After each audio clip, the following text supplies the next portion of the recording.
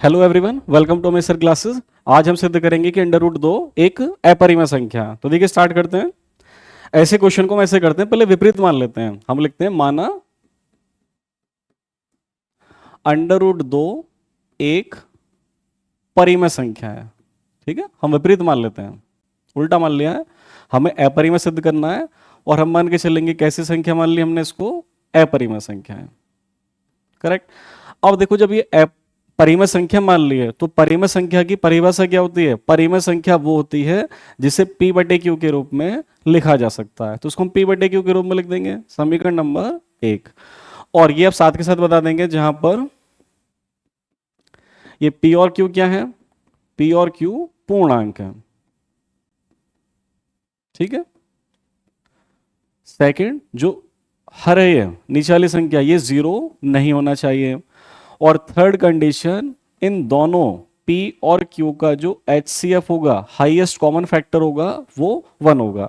Highest common factor 1 होने का मतलब होता है P और Q का एक के अलावा या एक के अतिरिक्त अन्य कोई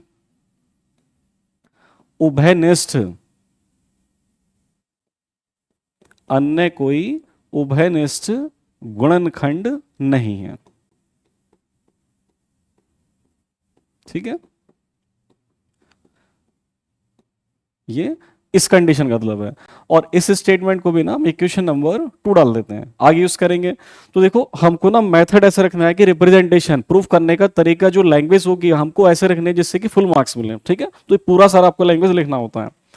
अब इसके बाद देखो, समीकरण 1 का वर्ग कर लेते हैं। समीकरण 1 के दोनों तरफ का वर्ग करने पर आप पूरा सेंटेंस लिखेंगे, समीकरण 1 के दोनों तरफ का वर्ग करने पर। तो इसका अंडर रूट हट जाएगा, ये अंडर रूट 2 का वर्ग क्या हो जाएगा, 2। और राइट हैंड साइड हो जाएगा P square by Q square. तो यहां से आप देखो, क्यू स्क्वायर का मान क्या आ गया, क्यू स्क्वायर का मान आ गया पी स्क्वायर बटे 2। ये समीकरण नंबर आ जाएगी 3। और देखो, समीकरण नंबर 3 से क्या आपको सिद्ध मिल रहा है कि 2 पी स्क्वायर को डिवाइड करता है या विभाजित करता है, 2 पी स्क्वायर को विभाजित करता है। ठीक है, और ये हमने एक प्रमेय पढ़ा हुआ है पहले से। यदि कोई अभाज्य संख्या पी स्क्वायर को विभाजित करती है तो वो अभाज्य संख्या p को भी विभाजित करेगी। ये प्रमेय है।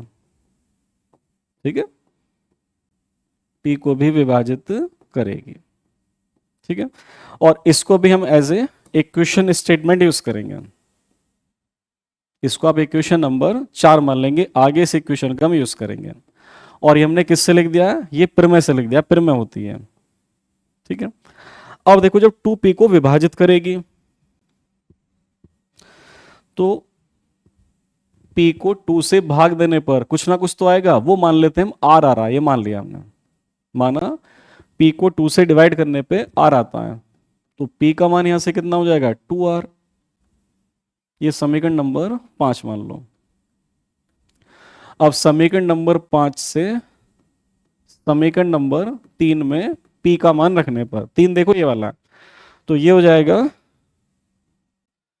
क्यू स्क्वायर बराबर पी स्क्वायर, यहां पर यानी कि 2 का भी वर्ग होगा और r का भी वर्ग होगा, और डिवाइडेड बाई 2, तो एक 2 कट जाएगा, तो यहां से बचेगा ये 2r स्क्वायर। तो आप ध्यान से देखो, यहां पर आपको मिल गया r square equal to Q square by 2। अब इस समीकरण नंबर से देखो ध्यान से, 2 क्यू स्क्वायर को विभाजित करता है। आपको क्लियर दिख रहा है कि 2 क्यू स्क्वायर को विभाजित करता है। फिर से पहली वाली प्रमेय का इस्तेमाल कर लेंगे। यदि कोई अभाज्य संख्या किसी पूर्णांक के वर्ग को विभाजित करती है तो वो अभाज्य संख्या q को भी विभाजित करेगी। ये यहां पर हमने प्रमेय का इस्तेमाल कर लिया। 2p को भी विभाजित करेगी या करेगा। ठीक है, 2p को विभाजित करता है तो यहां भी ये 2 को भी विभाजित करेगा, जो 2 संख्या है। ठीक है, करेगा लिख दो यहां पे, कोई दिक्कत नहीं है इससे। तो ये समीकरण नंबर यहां पर इसको आप 6 मान लो।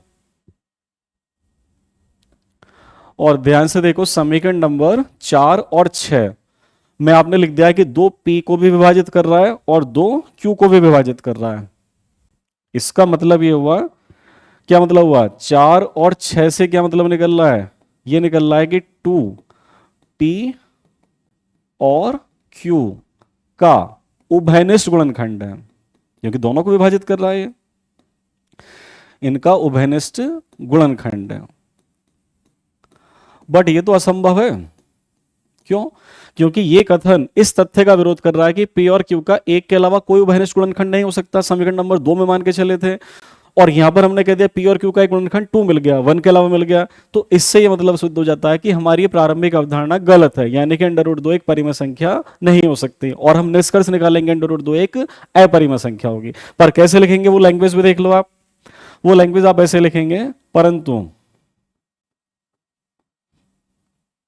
परंतु यह कथन, ये जो हमने यहां पे लिख दिया है, परंतु यह कथन इस तथ्य का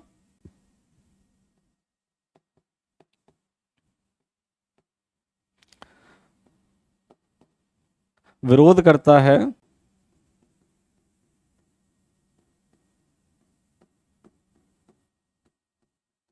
कि P और Q का एक के अलावा कोई उभयनिष्ठ